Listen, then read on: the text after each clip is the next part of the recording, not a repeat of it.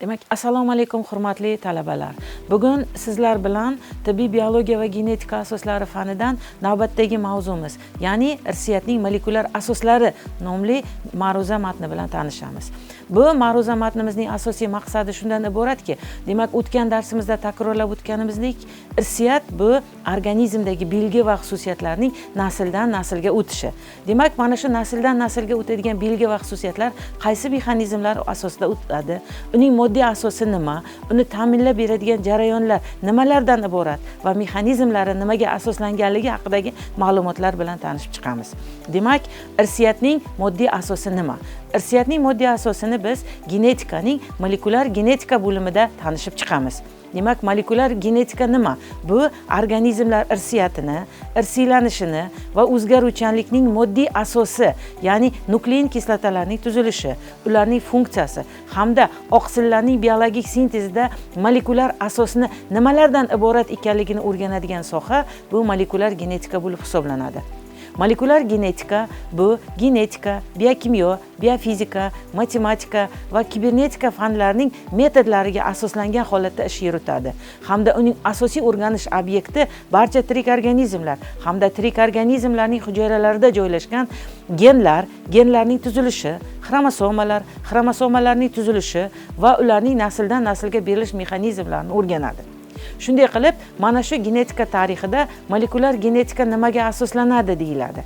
Dastlab biz aytadigan fikrlarimiz shundan iboratki, Watson hamda Cricklar tomonidan DNKning strukturasi va modeli yaratilgan. Bu yaratilish tarixi 1953-yilda, ya'ni yaratilish asosida dastlab molekulyar biologiya faniga va shu asosda molekulyar genetika fanlarining bunyod etilish sanalari hisoblanadi. Molekulyar genetika dalil va qonuniyatlarga asoslanib, molekulyar sohada, molekulyar darajada isbotlab beradi. Bunda irsiy birlik, ya'ni genlarning tuzilishi va funksiyasini, ularni faoliyatini boshqarish qonuniyatlari nimalardan iborat ekanligini, xuddi shuningdek organizmda kechadigan oqsilning biologik sintezning bosqichlari, uning boshqarilish mexanizmlarini o'rganadi. Shuningdek, hozirgi paytda zamonaviy fanlardan biri bo'lgan genetik injineriya va biotexnologiyaning nazariy asoslarini ishlab chiqish hamda amaliyotga tatbiq etish uning asosiy vazifalaridan bo'lib hisoblanadi. Nuklein kislotalar. Demak, nuklein kislotalarning o'zi nima? Nuklein kislotalar bu nukleus, ya'ni yadro, bu kislota. Demak, yadro tarkibidagi kislotalar bo'lib hisoblanib, uni dastlab Yevropa olimi Friedrich Miescher tomonidan 1869-yilda kashf qilingan. Dastlab Friedrich Miescher yiring hujayralarni tekshirish natijasida yiring hujayralari tarkibida kislotalik xususiyatga ega bo'lgan moddani ajratib oladi va uni o'sha paytlarda nuklein kislota deb nomlaydi. Lekin uning tarkibi nimalardan iborat ekanligi, xususiyatlari nimalar, vazifasi nimalar ekanligi haqidagi ma'lumotlarga ega bo'lmaydi. Keyinchalik 1889-yilda Altman tomonidan nuklein kislotalar tarkibida azotli asoslardan purin hamda pirimidin asoslari, uglevod va fosfat kislota qoldig'i kirishini ko'rsatib o'tadi. 1911-yilda Thomas Morgan va uning shogirdlari irsiyatning birligi gen, xromosoma bo'lib, mana shu genlar xromosomada joylashganlik haqidagi ta'limotni yaratishadi. Bu ta'limotni yaratishda Thomas Morgan va uning shogirdlari drozofilla pashshasi o'rtasida o'tkazilgan tajribalar va bunda belgilarning xromosomaga, ya'ni genlar orqali birikishini va mana shu xromosomaga birikkan holatda nasldan naslga o'tish haqidagi ma'lumotlarni aytib o'tadi. Xuddi mana shu ma'lumotlarni aytish bilan birgalikda genlarning tarkibiy tuzilmasi haqidagi ma'lumotlarni aytib, to'liq ular haqidagi ma'lumot, ya'ni nuklein kislotalar haqidagi ma'lumotni berib o'tmaydi. Keyinchalik 1924-yilda nemis biolog olimi Felden tomonidan nuklein kislotalar bu xromosomalarda joylashganligini aniqlaydi hamda belgi va xususiyatlar xromosomalar orqali nasldan naslga o'tayotgan paytda mana shu nuklein kislotalarning tuzilmasi orqali aniqlanadi. Keyinchalik hujayra yadrosida DNK mavjudligi, u oqsildan iborat ekanligi haqidagi ma'lumotlarni aytishadi. Bundan tashqari ko'pchilik olimlar nuklein kislotalarning tuzilishiga qiziqishlar ortib boradi. Hamda ularning asosiy vazifalari nimalardan iborat? Demak, yadroda joylashadigan bo'lsa, ular demak irsiy axborotni nasldan naslga tashishning moddiy asosi ekanligi haqidagi dastlabki ma'lumotlarni berishadi. Shu asosda keyinchalik hujayra yadrosi va uning tarkibiy qismlarida, ya'ni DNK va oqsildan tashkil topganligi haqidagi ma'lumotlar paydo bo'ladi. Demak, yadro xromosomalari DNK va oqsildan iborat bo'lib, DNK qismi yoki oqsilli qismi axborot saqlaydimi degan savol va bundan tashqari yana ko'plab savollar tug'ila boshlaydi. Demak, bu savollarga javob izlash maqsadida hujayraning strukturasi, ularning tuzilishi, yadroning xususiyatlari haqidagi ma'lumotlar o'rganila boshlaydi. 1935-yilda Koltsov irsiyatning moddiy asosi molekulalarda saqlanadi degan fikrni taklif etadi. Ammo keyinchalik irsiyatning kimyoviy asosi DNK molekulalari ekanligi haqidagi gipoteza shakllana boshlaydi. Chunki bu fikrlarning shakllanishiga asosiy sabab, demak, organizmdagi belgi va xususiyatlar mana shu birliklar orqali nasldan naslga o'tish haqidagi ma'lumotlar to'plana boshlaydi. DNK molekulasi irsiyatning molekulyar asosi sifatida roli bakteriya va viruslarda olib borilgan tajribalar yordamida aniqlanadi. Bunday tajribalarni dastlab 1928-yilda Griffith tomonidan o'tkaziladi. Griffith bu tajribani o'tkazib, mana shu o'tkazadigan tajribasiga transformatsiya deb ataydi. Transformatsiya, bundan tashqari keyinchalik transduksiya, konjugatsiya kabi tajribalar amalga oshiriladi. Transformatsiya deb, ya'ni tashqaridan, ya'ni hujayra tashqarisidan hujayra ichiga kiritilgan begona DNK molekulasi ta'sirida organizmning belgi va xususiyatlarining, ya'ni belgi va xususiyatlar deganda uning irsiy materialining o'zgarishiga aytiladi. Transformatsiyaning, ya'ni bir bakteriya hujayrasidan ikkinchi bakteriya hujayrasiga, ya'ni materialning o'tishi bo'lib, bunda Griffith o'tkazgan tajriba quyidagilardan iborat bo'ladi.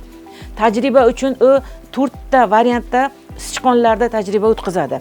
Birinchi variantda, ya'ni patogenlik xususiyatiga ega bo'lgan S shtamm, ya'ni tashqi tomoni g'adir-budir bo'lgan S shtammni olib, ya'ni sichqonga inyeksiya qilinadi. Mana shu inyeksiya qilinish natijasida birinchi tajribadagi sichqon o'ladi.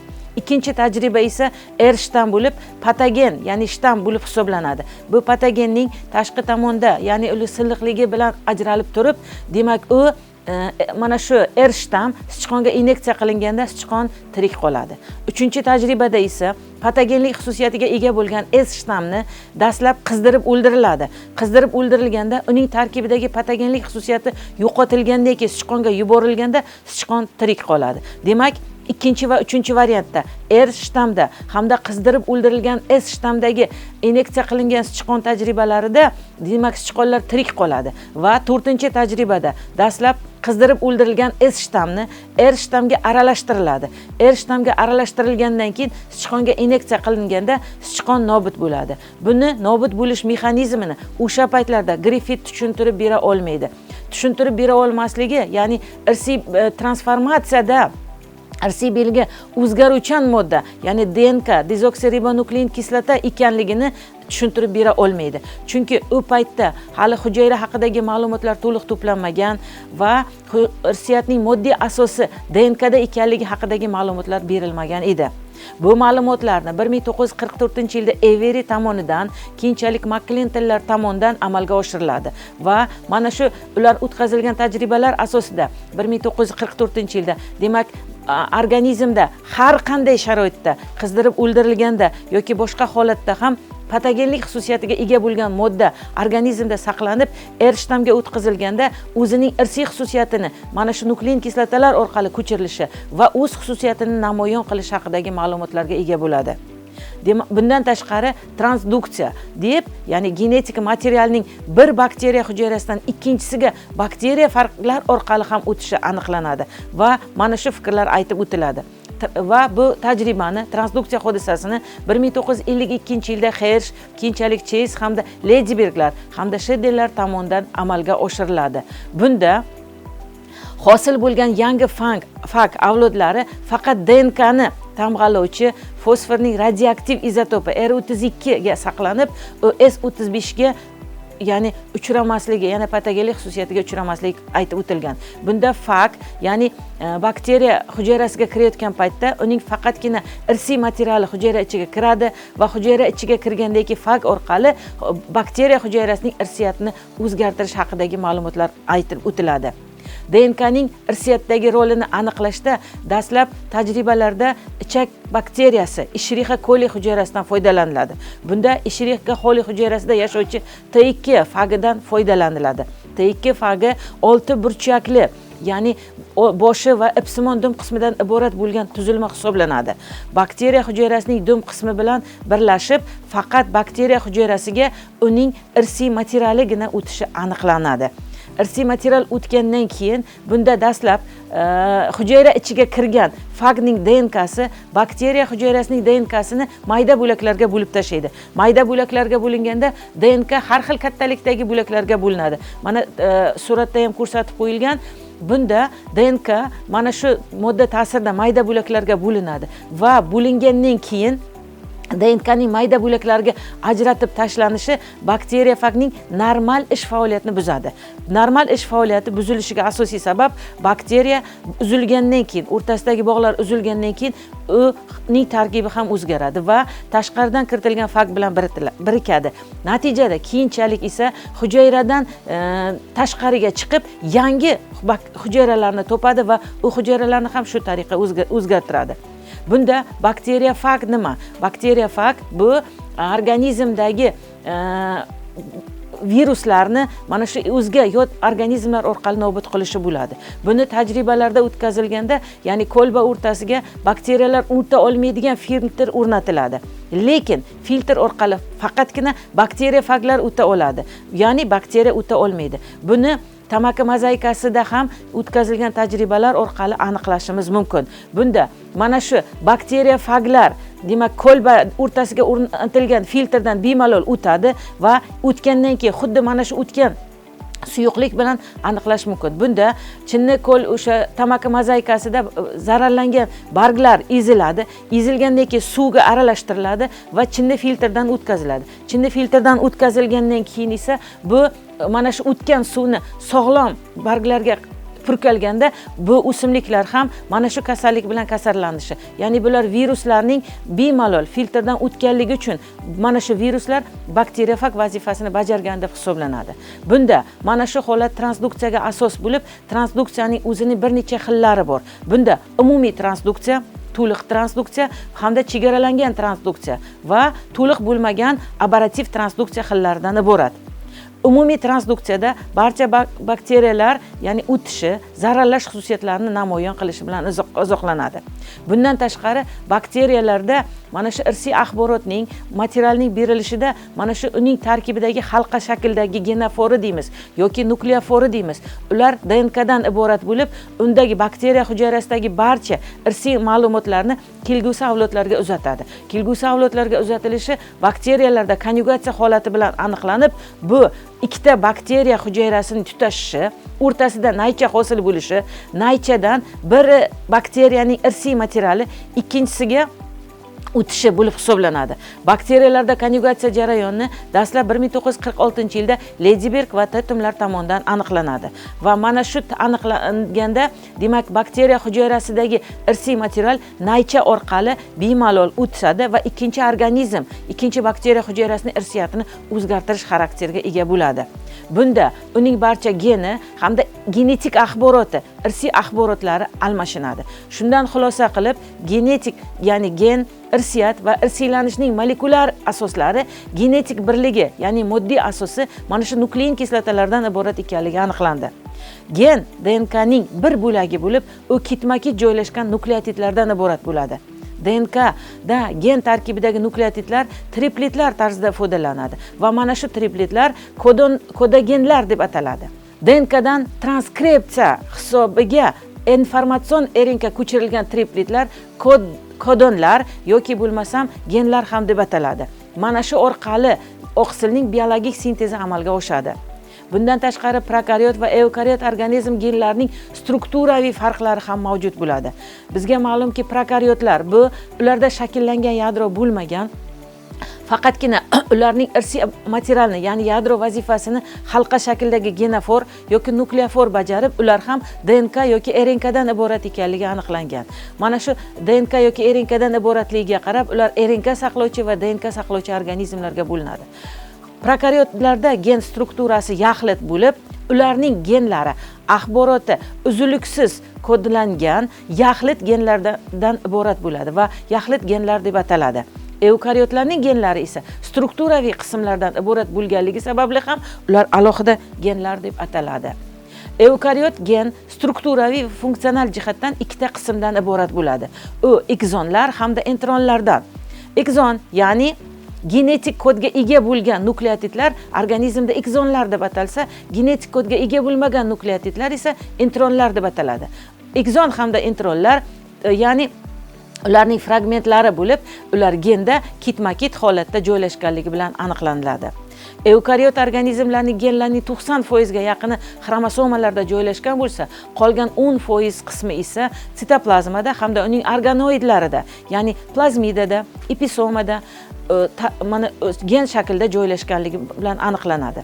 Gaploid sondagi xromosomalarning genlari, ya'ni yig'indisi, ularning genomi deb atalib, sitoplazmadagi genlar plazmogenlar, ularning yig'indisi plazmonlar deb ataladi.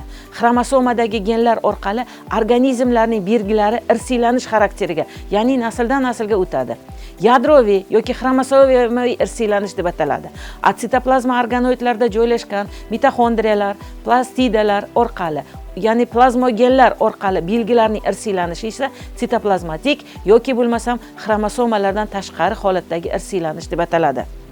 Sitoplazmadagi plazmogenlar DNKsi, ya'ni plazmidlar, episomalar, simbiotlar shaklida faoliyat ko'rsatsa, plazmidlar esa plazmogenlarning bir xili bo'lib, organoidlarning irsilanishida belgilarning moddiy asos bo'lib hisoblanadi. Episomalar esa sitoplazmadagi erkin bo'luvchi plazmogenlar bo'lib, ular foydalanilayotgan ma'lum davrda xromosomalar bilan birga irsilanish xarakteriga ega. Episomalar esa ko'chib yuruvchi genetik elementlar deb ataladi. Mana shu episomalarning tarkibida ham ular joylashganligi bilan foydalanadi. Ba'zi bir organizmlarda, hujayrada begona viruslar kirib, o'zining DNKsini uning plazmidiga ulab irsilanish xarakteriga ega. Ular simbiotik plazmidlar deb ataladi. Mana shu plazmidlar organizmda ko'chib yuruvchi genetik elementlar shaklida bo'lib, ularning o'zi xarakteriga qarab avtonom hamda transmissibil plazmidlarga bo'linadi. Bundan tashqari genetik kodning organizmda joylashgan genetik kodning bir necha xossalari bo'lib, birinchidan genetik kod asosida irsiy birlik, tripletlar, ya'ni kodonlar yotadi. Kodonning mahsulligi esa uning xususiyatidan kelib chiqadi. Har qanday aminokislota bittadan ortiq tripletlar bilan kodlanadi. Kod, ya'ni aynimasligi bilan xarakterlanadi. Genetik kod tarkibiga kiruvchi har qaysi triplet mustaqil kod birligi hisoblanadi.